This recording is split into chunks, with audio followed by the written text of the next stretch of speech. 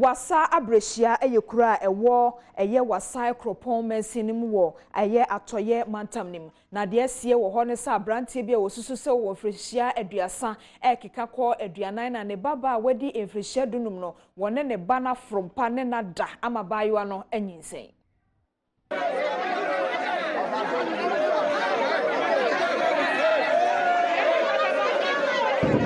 Ana ya boni tro sakora ni din ade kwasi abu ana ne bana so ade na adwa na de wo nyina ne se abofra no afa na wanya emfie edunum na one ne maami jai aware be emfie dumiensa ni ndi na abofra no wo papa ne nchen a one papa no na tie ndi akola na wo papa ne nchen a emfie be dumiensa eni Enti be bosumi de baye mu na maame ne yesa obeba be fa akola na akwa akotena ne nchen.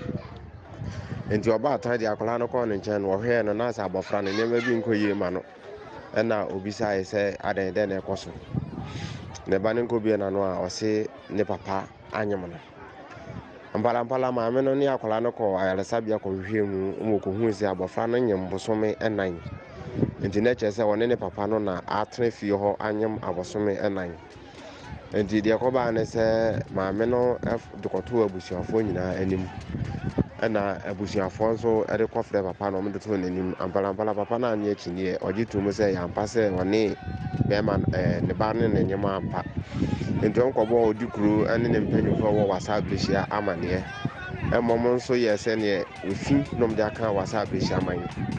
Enti no omo beye amamre enti omo keka na ne jese brother etwamu ena wo so omo ye amamle no ede ma papa no ni akwala no enti de koba ne nyina ne se omo ma be ma no aginu omo gini nwan miensa de nwan miensa no amamle na enchiremu a wote ye ene de wo hwe wo wani so no ye de asie wo wasa breshia owura yi e wa ahoma ne so wono kronim ena wo a wonim kronim nsem yi enti wo ma yasem no enchiremu mira mpacha o ma hai ya medio mejosa eda sesa waje enso enti papai na abofra no ne maame wen wokunu ni oyire nete ede ne koba ye na papa no wo se no wano wonsa ana na ni da ho ne ba ne ho na ye na kono mpacha oye ni nkomo me ba cha wono wonsa ni nyina ne se papa no ene maame ni jaya ware wa bla na akra wo hyiemie ede ko enti na akwala no wo papa ne nchen saa ma odiye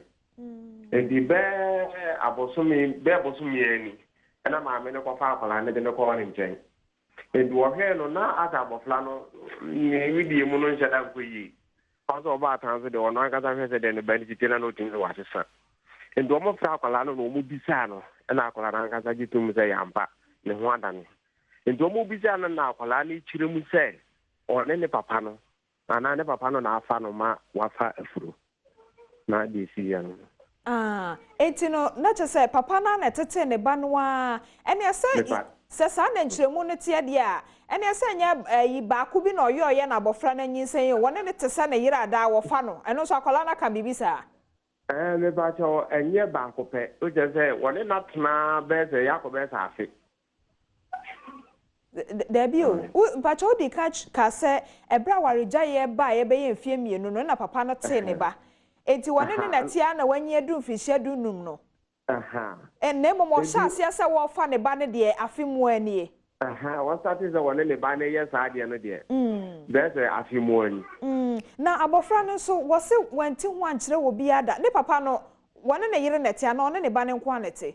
Le papa no woni yiri sese into one akwala no nko ana tifie no de na ya na yire na kwala ne so wo se otimi nya akukudro ka kire wo bi pen anase na wo suro ne papa nti asem si ye nyina abofra no wa ma obi a mane da be si se na wo fo hu se ne redi na asesa wo bi bisa na wo kire mu se ne papa no ene nada yenya ne ntia se ba ne sei no we no akoye huhu mu ne musubo nti motwa jan de apra musuo no nyina fio na so papa no watumra mpacho asem na kodi aposifo nsem le bacho ade ba ko ne se on se enya ba ne sei na abusuafo no afa mienu ni nyina agitum na ne mbanyimfo no ye amamre ade te ekuru no ho ade te abofra no ne papa no ho a eno za ne de ye zanzo nto azo nya ne police station zambia bi Anti wenu ye de ekuro no ne nananom ayo nti asem bia ni ho bi o case die wo ho. Aha, Ene ye guso ye kenkan Kasee no aban so tie o nti aban tie a obeka se wono aban fam nso ye mra nti eba ne sa mpacho ya tese wodi bre no nananom yi nananom mpene so wo ho fi se ma ye bibia awie. No ze eba ne sa no em ze ahemfie fo ni nyina omu nyina nya ntiase ene abusuafo no ene ka bo ma ntiase ba ya omu ye sa amamre no ndi we ne dia mmefa ne se bia o mate akora no ho ne amamre no o ma ye dia ma abofra no na menim aban mo asamo dia no dia mintumi nkira nka ho asam yo ye da se mira we dia fa desuade bi gyan yen na yen so yen komo iso nti we sa no ho anananom aye amamre twadwan de ate abofra ne papa ho no wo papa na wone ne banyi se no se owo a onwo ne nanama no wa wo ne basa wo ne nanama a asem bi ani hu bi wo ho but you say me so ka say yin se no e da so wo horo ma yenyiye enti me de afutu ka kra me de ma se bia maya ne o ma o motete nkofo nche me no ka say yem se dodo na e kwaso afifie mu e pie na mpa enti de me de ma afutu de ma maya tete nkofo nche wo mo no mo papa wo mo nua no mo fa mo nche ne tete o papa na so bibi ye obibi se ya de di kai na mampanyimfo asonte say o ma mi o se kurumo mpanyimfo ma obi asonte se de be ya ento aso enkonkofa asempo frama fi se we ne se ka chase na na abofra no kan ya e ka meka se bia kan yin se ama anasi bia kan ento aso ngoduru ba bia edi di e be se wona wo ti adom no mo hwe adom ka se bo nyina no obi afanya futu na se gudu na mza kwan so a mapanyi bi asonte Era bibinti yentimi modin ye da se no umre. Ebusuanti asam no asi wo wasabrehia no emu nkyeremu no enti yento aso ne nko ensemfofo a school for award entete e wo Ghana School of Hygiene e na wo akwakoye ye kire wo ahweye ehwe ahonedie ni ensuo ho nsem so me Ministry of Sanitation and Water Resources na won ye kire yi nyina ase kire ne se emfie miensanie wo kakra wa ye allowance no esese empanifo timi de ma won no akam enti ene won ye kire yi ase kire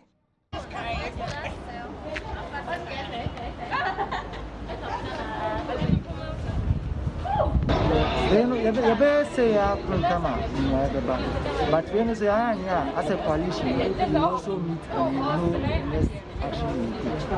But we are hoping, say, at least with responses from the Ministry of Water and Sanitation, maybe and check maybe a scan of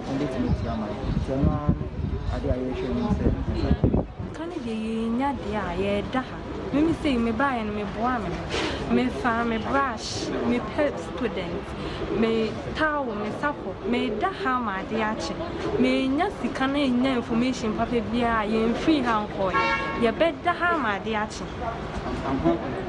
oh yeah me titi and say ye de nyama me nsa na ye de ba na nyama no ba ko say either say omudi esika ba and I say, my financial clearance, a chere say, we see can never. And the yes, I did, secondly, because of allowance, we issue more kind. It's a extension. Also, my extension. Now, say, second canal, it's me actually exams.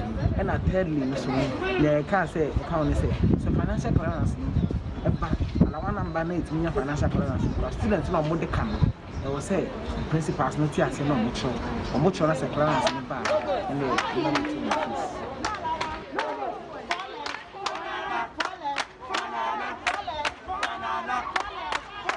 wa prempe bracket to e wo ho na de ekoso no ye ne no enyi mu nkyeremu se wa pacho ma hai amon mejo so na oda so awo mo nkyɛn ba bia mo ye kire no me pacho me de so ha na mpacho empanifu aba betie wo mo asem senti wo mo asesa kete de da hoyi anopama na dede no ewo musane de director owa hanom chief director o ministry hanom efre esukufo ni mu mpanyimfo bi ene omo ekwehye dem ana anka omo hwe se omo beka sewi na anka obia sindwe aba afa no ni nyina afam nanso anopana omo koyi one chief director eko kasewi no mo ba abonsen no enti ase anye djuma na papa no ekire se enka omo ko na exams na omo nchroye no omo emma school for no mpanyimfo no akonya sɛ ɔmo ma ɔmo nkyerɛ exams no na nka akyire no deɛ ɔwɔ no ɔmaka then so ɔmo si na ɔmo twɛn eti kɔpem sɛ afei a ɛhwɛ ahonidie ne nsuo nsɛm so a sukuu no ɛhwɛ saa afei na asɛn kɔpem sɛ ɔmo betua ɔmo sika ma ɔmo ne deɛ ɔmo nkɔ baabi anti yɛne ɔmo na na ɛdɛ so ana ɛmu sɛ siliada pa ɔyɛ ɔspanfoɔ wɔ hanom yɛhu sɛ wabɛsen kɔ hɔ nom afrɛ sukuufoɔ no bi ɛne ɔmo akɔ ɛdan no mu a ɔmo nso yɛhu sɛ ɔne ɔmo ɛkɔyɛ meeting nti yɛtwɛn no yɛahwɛ deɛ ɛbɛfiri ɛno nso mu aba. Yo ugu so a wo twɛn deɛ na yɛsrɛ wa bisa yɛn nuanom school for no sɛ deɛ wɔn deda hɔ no sɛ bia na wɔn yɛ school of hygiene for wɔn hu sɛ covid-19 no ɛkɔ a because sɛ deɛ wɔn deda hɔ femfam ho no ɛm sɛ wɔn wura fi social distancing protocol no kakra nti ayɛ na wabisa wɔn ho asɛm ama yɛn wae Mate Diamond. Yɛda so anso wa twɛn yɛn sɛ deɛ ɛbɛsi bia nkɔmɔ n'akyi no wobɛma yɛn ne ahwɛfoɔ ɛnsa ka abusua ne sɛ waprɛmpɛ ɛna ɛtwetwe nkɔmɔ yi yɛda so wɔ adesua ne schoolfoɔ ne adekyerɛ ho ɛnsɛm so na yɛnkɔ Savannah mantam nim schoolfoɔ a wɔn wɔ Ndewura Jakpa Senior High Technical School a ɛno ɛwɔ Damango ɛwɔ West Gonja kropon nim ɛwɔ Savannah mantam nim no ɛna wɔn so ne wɔ akyerɛkyerɛfoɔ ɛde asi ani wɔ ne ɛsie no mu no de nkyerɛmu nyinaa ɛne sɛ entetemu a yɛ social distancing no a wɔtete schoolfoɔ nim no wɔde kɔ yɛ brofo kasa nim ana kyerɛ sɛ 1.5 meters na ɛno na schoolfoɔ no kyerɛ sɛ emu wo wadodo wɔntimi ntwe wɔn kɔnhwɛ wɔn nuanom deɛ so ɛna wɔde atwerɛ nso hwɛ ne nti wasɛsɛ nneɛma ɛwɔ school nim for one Ndewura Jakpa Senior High Technical School a Damango a West Gonja Mensinim and Nei why your Kasee pa e de say sukuu niema ewo sukuu nim wabra wɔkyerɛ sɛ wɔn te wɔn wase ɛwɔ 1.5 meter social distancing entitimu a wɔyɛ ɛwɔ wɔyɛ kensohwe a wɔtwerɛ nim esukuufo yi a ne fa Kasee na yɛ mɛma ɛma kakraka wɔn ho ɛsɛsɛ anyinam kani ahodoɔ a ɛwɔ sukuu nim ɛma esum kabi ɛna ba sukuu nim Celia hodo ano abobo ede ama 6 unit classroom blocker wo share double track yase a abande ma school no senka won famboa emma enhyehyeye no ndimu no wo sesei ni nyina esa yiyi lover blade ahodo e wo school administration hon so ka ho ebra hu se ka bi ebe school mu ho na wode won ho eka enwura otitere ni ede ma ahobambo for wo West Gonja Said Muhazu Jibril ene osoafo wo share Savannah mantem Salifu Adam Brahima a obi yi wa sutere pe wo bo moden ekọ school mu ho ene Joy News etwetwe nkomo ede hwamodi ya school no edi won etudwa 4 minutes after 8 that the headmaster gave me a call that the students were going on a demonstration and that if I can get the military, the police here to quell the situation. But fortunately I came here earlier to wait for the police, and what I saw, the students actually went on a demonstration and destroy a lot of school property. Going on rampage or demonstration? It's a demonstration, whatever the situation is. They are demonstrating. The demonstration is just because the school invigilators are so strict on them. And because of the COVID-19 protocols, so you know, usually the spacing has to be at least 1 meter to 1.5 meter. And so they think that is not very good for them, and so the school should relax the invigilation so that they can easily cheat, and so that's why on the light. That's why they are on demonstration or on rampage. And so you can see the police who are around. Even my own regional minister hearing it couldn't sleep. He has to come and join us here to make sure that the situation is brought under control.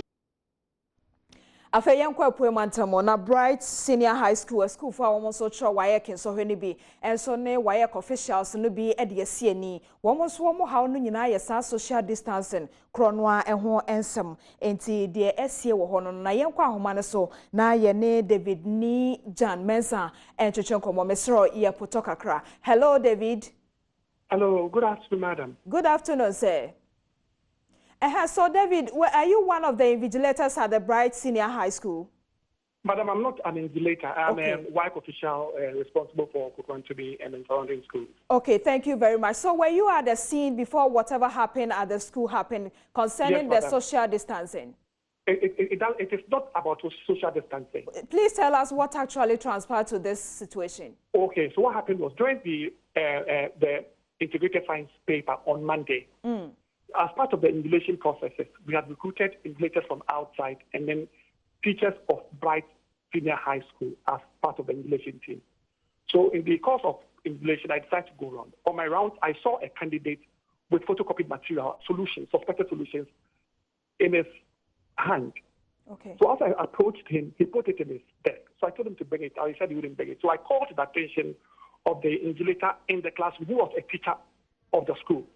So I told him to pull out the photocopied material from under the desk, and he said he did. It was not there. So just as I was about to put my hand there, the invigilator put his hand there and then picked it. So it was in his hand. I told him to give it to me. He said he won't give it to me. So it was he held it in his hand. At a point, he put it in his mouth and then started chewing the paper.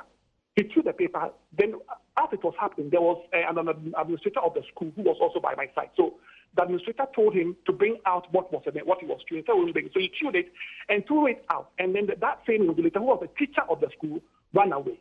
So because of what happened at that center on Monday, we decided not to use any of their teachers for the subsequent papers. So today we didn't use any of their teachers. So the exam was ongoing. And they realized that what they had done on Monday, they couldn't do it. So the proprietor of the school got agitated. And at the end, we had already told him that because of the previous what had happened, he couldn't enter the examination hall, but he could be around. So he wanted to enter the examination. We said we wouldn't allow him to. In desperation, he now stood outside and told the candidates who were writing to stop writing and then come out. So he started shouting to them, all of you stop, come out, stop writing. So the candidates all stopped and they started marching up around us. Before we knew, they had taken sticks, stones, and started beating us. And hello, David. Please hold on for us and take your time to explain the things to you. So what you are trying to say is that one of the teachers or one of the invigilators told the student to come out. And no, I'm saying that on Monday, there's a background, and the background was what happened on Monday during the science paper. And as a result of that, we decided not to use any of their teachers to invigilate their own candidates. So we brought invigilators from outside. And I'm saying that in the course of today's paper, the proprietor of Bright School, in the course of the paper, went to the examination center and then told the candidates writing the paper to come out, to stop writing the paper. All of them should come out because, for whatever reasons, they should all come. They should all stop writing the paper. So we're all there. And as he commanded them like that, then they all started leaving the examination hall. So before we could say that they had surrounded us, they picked stones, they picked sticks, whatever thing they could find. But before the proprietor did that, he didn't have any conversation with you, the WIAC official, nor the invigilators. I'm saying that the school proprietor was there. He was with us. So once we were recording him saying, come out, come out. Once the candidates came around, then they started telling, beat them, collect their phones. We're recording. So they collected our phones, all our phones. Beating us, hitting us, sticks, stones. Collect them, beat them. So that was ongoing. It went on for a while. We managed to get out of the place and we left. So we left. Fortunately, there was a police woman who was also responsible for that center. She gave us her phone and then she called the district command and they brought some men to Kukurantubi. So that also happened this morning at Kukurantubi, Bright Academy. Oh, okay. So based on this scenario you have created to us, meaning there is no examination ongoing at Bright School Senior High? Well, after what happened, we just left the place and we left them to continue. So we left them to continue with this morning's paper. That's fine. So we've also learned that the Tafo police commander has made some arrestments. Is that true? Okay, so one of the guys who was involved in the assault has been picked up. Yeah, that's true. And then one other lady who acted, so what they normally do is the photocopied materials and textbooks are given to them. So she was also caught with a textbook, on the body. She has also been picked up. So these are the two people. And then the teacher who chewed the paper and ran away is at large. He's also wanted. Wow. All right, David, thank you very much for your time and explanation of what's happened at Bright Senior High School. Thank you so much. For yani David ni mensa na choche nkomo na Bright Senior High School no wo suku wo Kukurantubi ne ekofa we ba ye ne brofo a yapoto nyina de chese sukufo na ebetro so hwe ni bi pipa kura fabra mefa mare fabra ene ho sensam na afei omuhu ya na se school fo atwa hia won ho na kyese de se ba na se aposifo bam se na be ya asomdwe betumi edi hene ntie no so eye de akoso na mum ansa na no de yete ye na se social distance no eye wotete school fo no ntam covid-19 ti no eno bi na ekoso so David achirem se enye saa ne asem no ye da se yenko ensem fufuro mum na nananom a womo ewo tema empotemo mechire tema traditional council no ena won de afutuo ema aban se ensase no a wode asisi tema habo ne miaye bi ekeka ho no won kane won nananom de sansase ne gya won se wode bi beye kua ene empontunwuma na so se de wo hu no se aban ne twitwa nsase ne bi e de ma nkrakra bi se omo so de bedi won dwuma eno de won pesa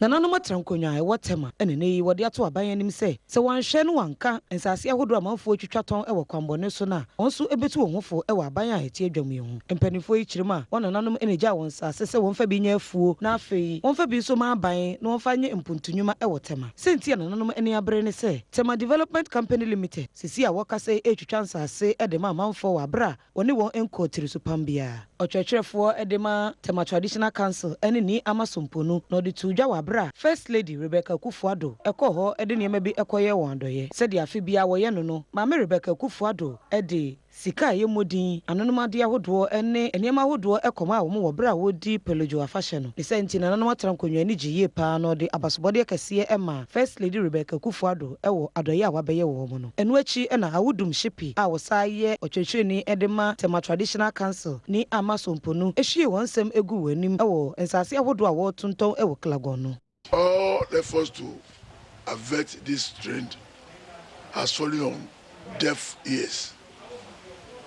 We have written letters, we have made official complaint to TDC, seeking audience with them to address these issues if it is a problem.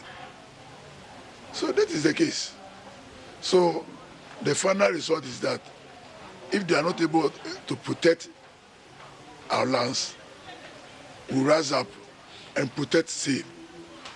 And you can imagine the inherent security implications.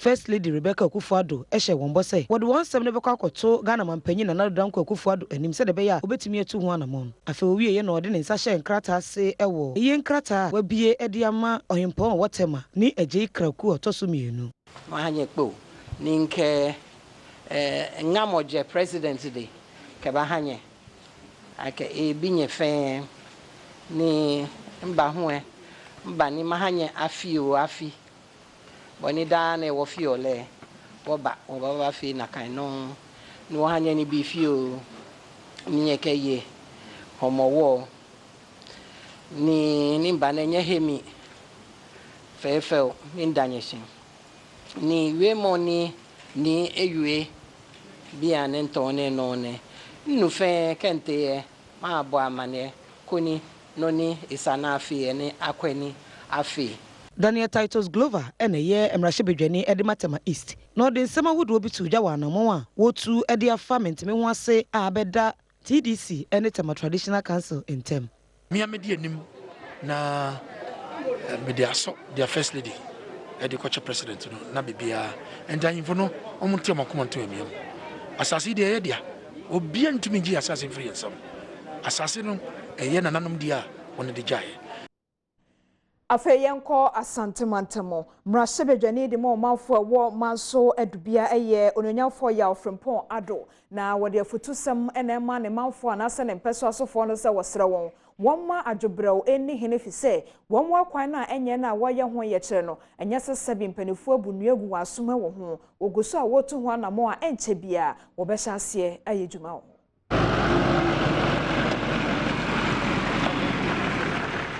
Emrahye edema manso adubia ai wa santemantemu ya frempon ado enene wode ato ne manfo anim esre won se wonya abotre se de be ya wo betimi aye won akwan ene ensema hodo ha omo no betimi aso ano ama omo ewo mantem ne mu omanfo bi a wani abriye ene na ye ye kire ede etia mpuntunwuma hodo a wo ye a wagemu ewo mantem nim ene ne ma ekeka ho se be ya anka wo mewie ansana opanima abosome no aduru afi ya frempon ado de to omanfo anim se ebe ya anka won hwe enema hodo a wo ye wo mantem nim na amase wanye ne yi a watimi ede honsem ababeto won anim sisi e wukopie mu ewo manso kwan so a esan sɛ wɔn akwan ne nyinti ɛma wɔn ɛkaka ɛne moto yi bi entimi entu kwan ɛwɔ mantam ne post station baako a wosi ɛka nneɛma ahodoɔ a wɔyɛ wɔ mantam ne mu a wontimi enwie ne sɛ nti ɔmanfo ɛwɔ man so ɛpɛ sɛ regional police command ɛhwɛ sɛ wobetimi awie post station ne sɛ dɛ bɛ wobetimi abia no na makrɔnobɔ ɛne bɔ ne bebrebe a ɛkɔ so ɛwɔ kuro no so no ɛto atwa wofiri Kumase ba yakwa nyina nsuo tɔ a edu su tɔbla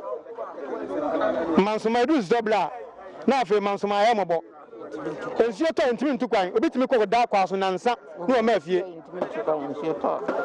enti yɛsrɛ aban sɛ ɛda woroma amansia south ɔmabua no anya kwa amaye sɛ contractor no dwumadi am de ma no so odu da tɔ na ho no modi ka yɛ covet ani bridge so muguzo omoye enso bridge na gota na amaye no odi ade kwa kan sɛ na efuro cement ba kura anim anyo mo de yɛ ɛte sɛ a clay na mo sa no maso yɛ na mo de yɛ abɛkra anyo apa de abɛyɛ no yɛ hu saa de no nti kan na efurogu ti sɛ mo am nkɔ rato na mo nkɔ esia mo nkɔ twa anyo sɛ nyɛ ɛso yɛ hu do kan wasam yɛ kan sɛ yɛ ngosi hwe na mo sa ajagu ti asɛm sɛ yɛ kan na yi ɛno akyi no ɛna mmarahyɛ badwani ɛde ma manso adubia ɛde to ɔmanfo anim sɛ onya abotere esan sɛ mpontonyuma ahodoɔ a wɔyɛ nyina wɔbɛhwɛ kwan sɛ wɔbɛwie ne nyinaa. The contractor has been on the road for about 2 months now, and he's on a stretch of the road. In fact, the road has been phased into 3. We have phase 1, phase 2, phase 3. But all these phases are going to start and end simultaneously at the same time, and it has a 1-year duration, that period that the contractor will have to finish the work. Yes, sir, one tea and no na odi ache yen ebrepem no ye be yen siesie wo ho na ye de abro na yenko anomabo empotemo na regent of Bura Namoa community a wura Kwame Buako eda no na wo srese won dwumade bia no esi wani so ye anomabo fishery college no empanifo hwe na mpempen so a edu no wontumi emewie ma wo.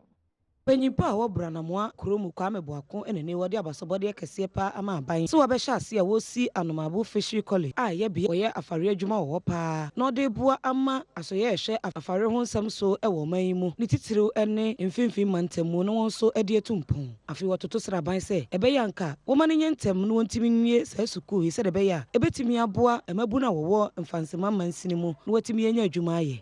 Yeba ye mine wo krom ha na abana etwem ko wo hye oye fishery college ase dem roba ya dem dwumedi nso so koda obogbe wa ba ma bebu no wo krom ha ne mba ne wenye dwuma ye pade ye bisa oye fishery college no ho asam so ne iba asam na reka fato ho iba decide na de to abana enyim so ye de to MP ne nyimde ye srara is ogurun kakra wo ko na ye nyuwa ko suro nti ye srara na rawa be de ọmọ wọn na ọkwa ọmfọ bi anko nkoto ma mpan na won pia ma mu na wo kroma so won adwuma ye yesrara e panetiopi de ade da ye twene nyim ye sha da mfat ndis na wata ase da almost all ko 10 years ni ache pa and de bia edi ho ya ama mo bo ya afa so ampa ko kasim o ko sa won adwuma ye so bo ya anti afa bo ye adwuma ye nti yesrara ye twene nyim won bo na on to ma mpan na nyim da won bo na one shana one yama liberal obi aye biaye the sanara you know said I to name Sandra Anaman eka omanfo bi a wote Bura Namoa no ne Adom Kasee atwetwe nkomo editu dwa se emabu na wo krom wo wani agye pa ewo suku a wo ba besi ne foforo kra wo mansini nim o me how bebre sande nanka ye hwe nim de o be bobo ne ntama amehen ama hen kete sama ne mbrentama no so yetum ya ye dwuma kakra azoto emiti de Midday meso adwuma apono mepamade kama wo bo school na mesi afuna wo mu no wotum apampam ho ade a menyi ska kakra mo so me de ahwe fie na me nuanom nso mpo a wonye adwuma no nso wotum atonton bibi wo school no mu a obenye ska kakra nti yesra ba de o ba bo hwe school no wa ye ntam no we bo ya amehe oni ha de sra yesre abam wa be ya amehe. Nestle Ghana Limited ye dwumekuo bia ene papi na wode aba omanye dwama so de bi kura kwa ama no nyina na won de dwumade afufuro bia ba no ye abasobode ye din eda so eye magi mene wa promo na sa promotion ya na sa abasobo dwumade no enipa aduasa ena womo edi emunkunim ebra dwumade no ekoso no na akuya cha wo yi akwan ewo ho nti ne nkyeremu ne tipa na efa yeda se aha nti wonu so nyawe ode ikofie Nestle Ghana Ghana Jamaica Kasee pa oye nuane a yetimi dibiti se nido arome mayonnaise Maggi ene de keka ho se wo ya adoye na ode bo manfo e wo COVID-19 bre mu nti wo de Maggi mene wa promo no ebeto odwa e ma manfo nso e de won hu hye mu bi de na wo se obi bia ya ne se ode Maggi wrapper oha ebeko na wanya achede bi ti se TV fridge entoma iron washing machine ene de keka ho enipa ba se aduonum a ode won hu hye mu no bi ene mu ba se aduasa edi nkonim Adom Kasee ene wona enya anoma yi bi atwetwe nkomo na ode wanu disembi etudwa Me winning washing machine. Me da Maggi fuasi bebre. Ni ebeko so yi su Maggi dan nyina. Some the rose management. Me win fridge. Me catch Maggi for nyina so nyame show mo. Because me fridge I say in fact I am a bigger is a metal fridge. Nyame show me bre so ma sa kwenya we say. Na me the fridge akofie. I me catch me na mo fie ni say. It's real. Enya ade bia ya ntro. Enti obi afa ne ho de ntim. Chief Los Aferiakwa ene ya branch manager Edema Nestle Ghana no kyerɛkyerɛ senti a wɔde saa promo yi ɛbɛto dwa efisɛ no pɛsɛ wɔde boa nipa bi ɛwɔ COVID-19 bre yi mu sɛ de bɛyɛ a wɔbɛtumi ɛde ahyɛ wɔn adwuma mu afei wɔ saa hyɛ obi bia nkran sɛ ɛbɛyɛ nka wɔmfa wɔn hyɛ Maggi ne wa promo yi mu efisɛ ɛda hɔ kan na akyɛde a ɔmanfo nso enya no nso ɛyɛ nokorɛ wohwɛ eyi prices ana akyɛde a yɛde kyekyɛ yi a rice cookers ne washing machine TV fridge ne ade na 5,000 Ghana cedis ne car the air ne say yepese yeboa ehye nkrofo nkran say business cro na egu no betimi asan ye pacho very simple the air can say dada no okokrom ana okokodidwa oto Maggi e de ye waduane na ye say oto de aduane ni wi a fa wrappers no baako 100 ebrain na o de brain a empremu a ye be ma achede na afenso no ensi ho 2 weeks bia no yebesan ama achede foforo eno no ye dey draw and ye dey be no se na ye no haya no enti sa second 2 weeks draw ye be eno mu na abenya achede te se fridge ne washing machine ne ade a e dey sisi hay Wotire ye lotteries eye lotto adwumakuo bi a won so wode no ne hia no se obebo star 787 hash na acha se de didi so no wodi so nko ade a ebetumi afama na no na afama ewre ya we teacher ni ane din Kate ofo a wono kofodua ye Premotobre na hinkro eho na wo nkunimdi a wodi ye no sika wonya ye eye Ghana cedi no empem aduo no 20,000 Ghana cedis Lotto adwumayeko a wondin ane witiri ye lotteries na ene oba ne din ane ofo a edi sika esom Ghana sika empem aduonu e wo won honom a wode anigye ede to adofo animu se obi biara a ope sika de wonfa ne ho enhye sa lotto adwumayeko ya wondi wondwuma efa star 787 hash so na wonso ubetimi anya bi wode sika e hye oba yi nsei ensem sei na okan my try but last time me said me mind to wait say I was me winning. I was me 90 from the text message I was receiving. Tell me I'm saying if you increase the number of tickets you buy now, it also increases your chances of winning. I'm super excited. I can't even describe it.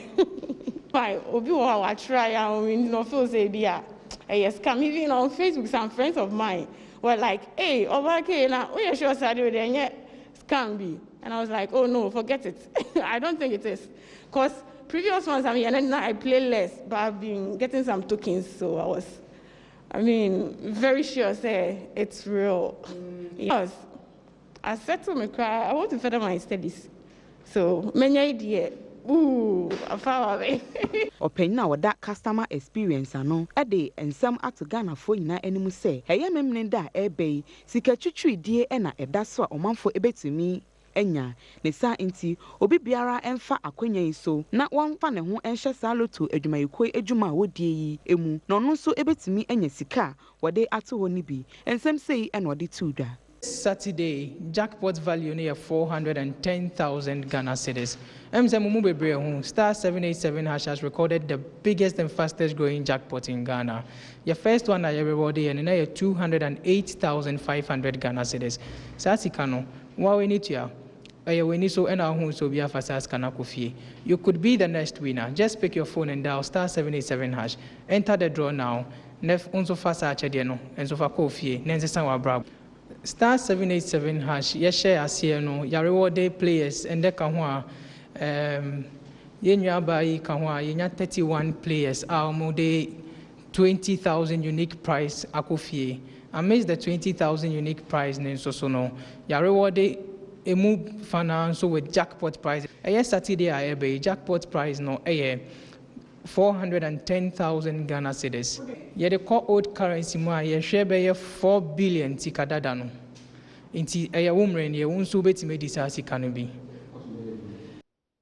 Swafo wada amanone asoye no ano eye ma Michelle ayokoboche na wagina asoye no ne aban anemu age sika ye America dollar no 428,650 ede fi onyonyamfo Kennedy ohene Japan enchen na sa sika we no eye de opani wono so ne famu de a wode eboa se ne be ya Ghana de hye bia wani atutu akoto wonsam ewo Lebanon mining no wobetumi ede abo won ho bra na afenso wo mo asese ebe fie no wo mo atumi aba fie san de esie ewo Lebanon potem honti.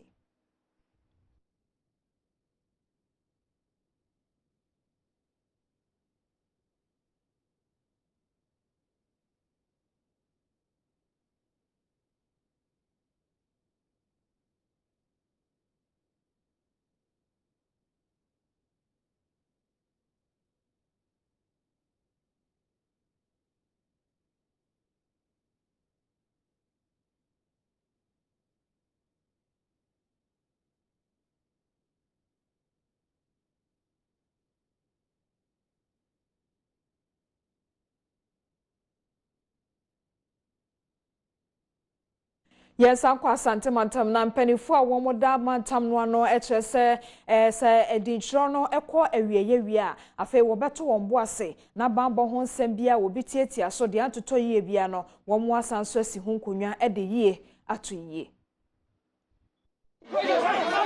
Asantimantam so afo Owura Simon Osaimensa akọ ensra ewo ne mpotam ho no baabi a abato di ntwere no ebi ekọ so yin na di adanse se enedua yi na abato adwuma electoral commission ede edintwere ekọ so no eba na wieye the senti no so afo yi ekọ nsra wo miamia bi kọhwe se de adwuma no ekọ ye ne bra owie no ne nsentwerefo edi nkomo no akiri mu ese se de nneoma ekọ ye no bibibia wototo dun yie na ade abambo nsem so etimi kọ yie na sesi a watwere edin nyina awie no mpanifo ba betena se na mantam no mu bambo nsem ene ntutu nyina no wode akwatwentwen mu ahwe sɛ de obetoto no sɛ de be ya firi sɛ bre ekokopem abato bre no ɔha ne bebrese ene basabasa bia emamantam no. The reaction of the person who says he's from national security wasn't right when he found that he should have reported to the security detail at the registration center and they would have taken the action. So it was just unfortunate, but it means that all of us should be careful. Under any circumstance, let's not take the law into our own hands. Let's use the law, and when we use the law very well, I don't think we have such challenges. So we'll go and review after the review of the various directives and the security situation at the various registration centers. During the local government elections, local government level elections, we came out with some security directives. We did the same thing when the National Democratic Congress, they were having their primaries. And we did similar thing when the New Patriotic Party was also having its primaries. And we've done the same thing this time. And all of them, the directives that we gave were adhered to, and the directives did work. So we repeat them, and where we need to make some changes, we make those changes when we get to the discussion stage at the Regional Security Council level. And then we come out with whatever improvement.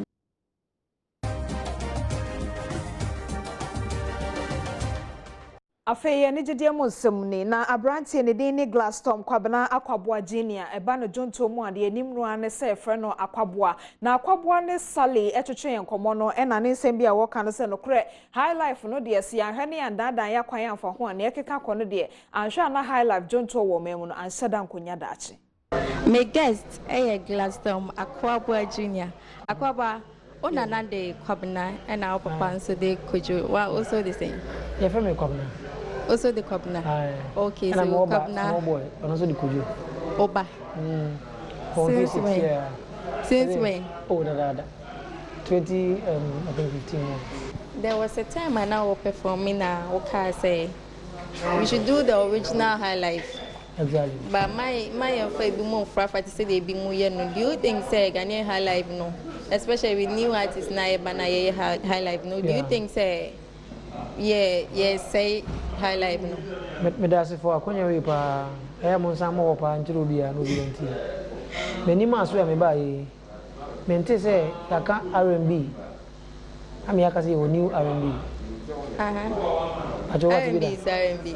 R&B is R&B. Okay. Your reggae. And your lovers rock. Ni na Jamaica. What is yaka new lovers rock and a new reggae. And as me instrumentalist so trend na me nim se sene omo ye no be sin na saa na tie. Enti e ba high life a ye wo sichi. E wo boga high life ko me se wo boga high life. Ah boga. Eni wo normal amponsa high life. E beti ma twisu bia enye obi a na bo amponsa po to enye obi a na bo ne saa. What ma say? But me and money didn't say eno na high life na say new high life no. It's a problem ni dinner diamano na redim na say content now, yes. At least let us feel that originality. I don't have a problem with what they are doing, but I just feel say don't dilute it and call it what you want to call it. And frame in country say I'm not meant to be nyina hanka say obi de enye. Okay. But what do you wish? This is what I feel. I wish I meet my keyboard no so no. Your keys be also 12. But obi ni engineer bi ni ba ko pebo. Ti ba ko no de na dwene fa ho e de ye beat no. Sisi ya na ya bo after 2 months na e twam. Yeah. Na sisi ya na e twam no, ye na na mo boy so bo kire besi na ye ti o so bo kire fa nsa be wo mani. Amachi de lumba e papa mo nyina wo ho. We are still listening to them. Sisi ya no se bi so mo ni ho no ma ye generation ye wie ye de a ye nkwala no de no mba beti. That is the reason why we need people who are musically inclined. You go for be on my keyboard is on bands na say for you call them into your music with they should make it very musical. Salibwa chedankwane akwabo anko chichesu na midina na Midday Premotobre Kasee no aba awieye. Roberta ene Esther Ann ena esiesie me ho Elliot che camera ne ho nsem edemame ena McBride ye me director Martha Akrakrento enso semu wa me se wa prempe kwecha ena ba for radio nsu na ye producers me damase ena me sound nenso Paul Minta ehwema me MCR ena video editors me do bibia se wonso a wo hwe ye no me da se ne wadwenche so a wo de ba ye eka ho me din de ma me chira Diamond me ma munyina me damase.